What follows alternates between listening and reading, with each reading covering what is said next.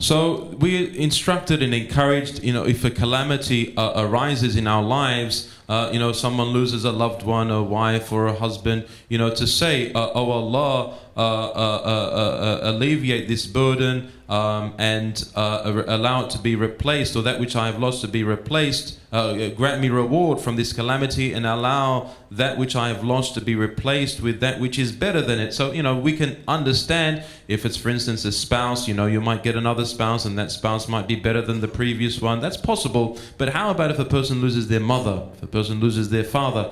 It's difficult to think and to conceptualize. How could you be replaced by someone who is better than your mother, your father? It doesn't really work. But the divine decree and the secrets of the commands of Allah are such that Allah will bring things together for you. فلذلك مظهر التعويض الإلهي أحيانا يكون ظاهرا وأحيانا يكون خفيا.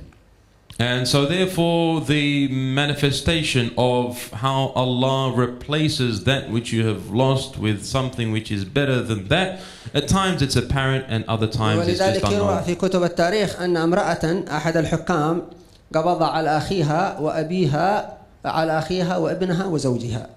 And it was narrated in one book that a particular ruler, oppressive ruler, had captured a lady's father and son and husband. فقالها أنا سأطلق واحدا فقط، إما أن تختاري زوجك أو تختاري ابنك أو تختاري أخيك، والباقي سيكون في السجن. And so the ruler, وحتى ربما سيموت أو سيقتل. So the ruler said, you can choose one that I'm going to free, and the other two are going to be imprisoned, and they might even get killed. في مظاهر التعويض الممكنة وغير الممكنة. So here we're just trying to look at how it is that we can have something that we've lost replaced, and we can actually understand it. فقالت إن أنت قتلت زوجي هذا فممكن الله يعطيني زوج آخر، وإن كنت قتلت ابني هذا فممكن الله يعطيني ابن آخر، لكن إن كنت قتلت أخي هذا شقيقي فأنا أملك إلا شقيقا واحدا، فلا يمكن أن يأتيني شقيق في الظاهر الآن، فأبقي لي أخي هذا الآن. فقالها قد أبقيت لك أهلك كلهم، بحسن اختيارها واستمدادها النور من الله سبحانه وتعالى. وهذه واقعة افتراضية حصلت. لما تقرأ التاريخ القديم ترى من المآسي والغرائب شيء العجيب، لكن أهم شيء أنه لا يؤثر على باطن الإنسان، يأخذ منه الفائدة والعبرة ويدع القشور، كما قال سيدنا al-Haddad: خذ ما صفاء ودع الكدر، وكل الأمور إلى القدر، كما أمر هذه الوراء خير البشر، تترك الأمور تجري على مجريات الأقضية والأقدار. So sorry, it wasn't her father, it was in fact her full brother. And so when this ruler said you choose one of them and the rest are going to remain in captivity or be killed, she said, look, if you take my son, then it's possible for my son to be replaced. If you take my husband, it's possible for me to get a husband other than him.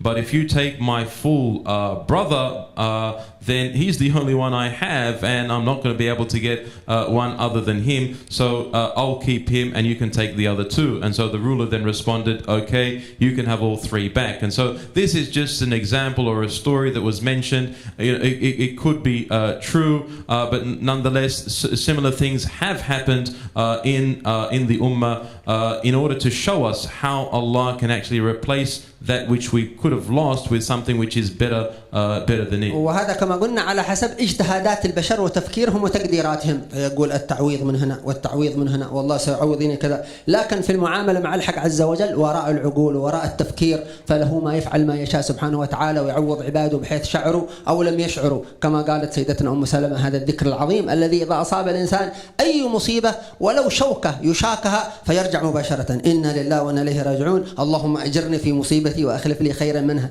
أي أمر كما قال النبي صلى الله عليه وسلم يسيء الإنس مسلم فيفتح باب التعويض لله، يرجع إلى الله: إنا لله وإنا إليه راجعون، اللهم أجرني في مصيبتي وأخلف لي خيرا منها. So therefore we understand how Allah can in fact replace something which we've lost with that which is better than it. This great dua that Salama said, Inna lillahi wa inna ilayhi raji'un, verily we belong to Allah and to Him is our return. O Allah, grant me reward through this calamity that I've that has undertaken me, and allow it to be replaced with that which is better than it. تمام.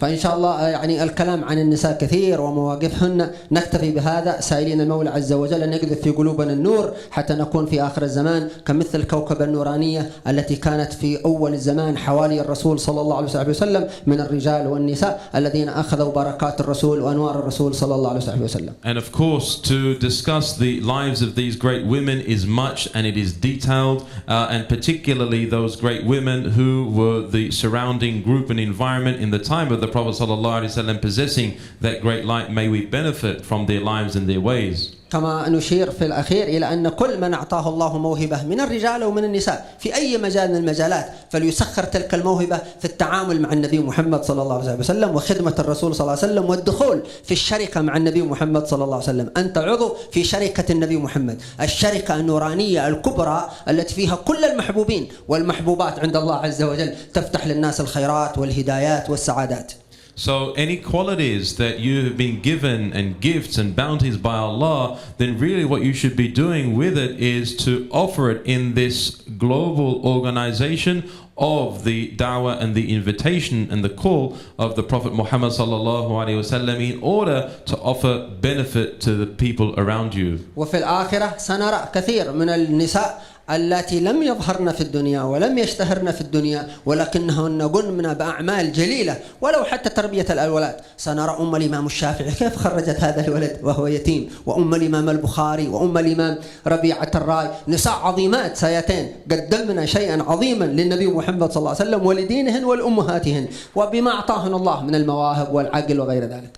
And so in the next life we're going to have hopefully the opportunity to witness great women and great mothers who were the reason for the coming to light of great and brilliant people and scholars in this particular world. For instance, Imam al-Shafi'i, and how his mother was able to really rear him and nourish him and nurture him, and he grew up an orphan, and likewise Imam al-Bukhari and his great mother behind him, and we'll be able to see all of these examples. فنسأل الله أن يعمنا سبحانه وتعالى بالهداية والأنوار.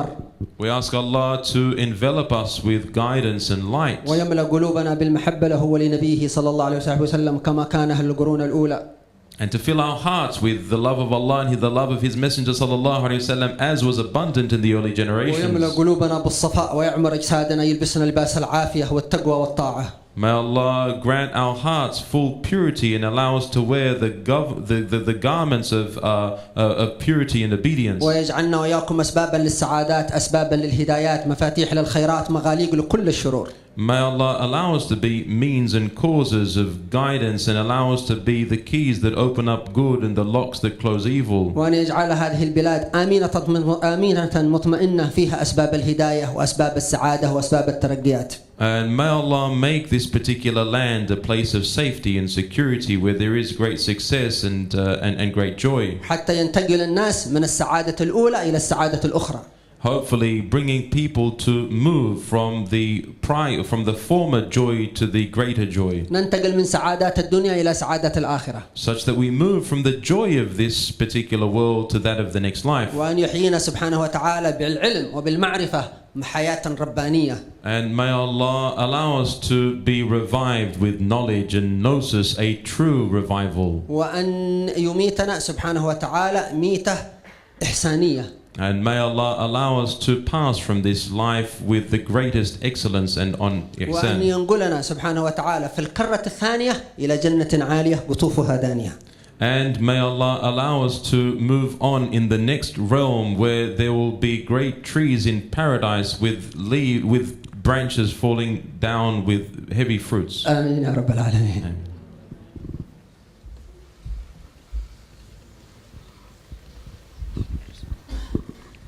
Jazakumullah khair. Thank you very much. That concludes the end of our program. Just wanted to let you know of a few other events that are happening. They're a lot more personal, inshallah, a lot more closed, not as much as people over here. Inshallah, there are 2 women's events on Tuesday and Wednesday. There are also 2 events, public events for men and women on Tuesday and Wednesday afternoon. And of course, at Dar ibn Abbas, Tuesday, Wednesday, Thursday at Fajr. Thursday there's no class, so Tuesday and Wednesday at Fajr, inshallah. There's beneficial councils, so that's a book by a respected scholar called Imam al-Haddad.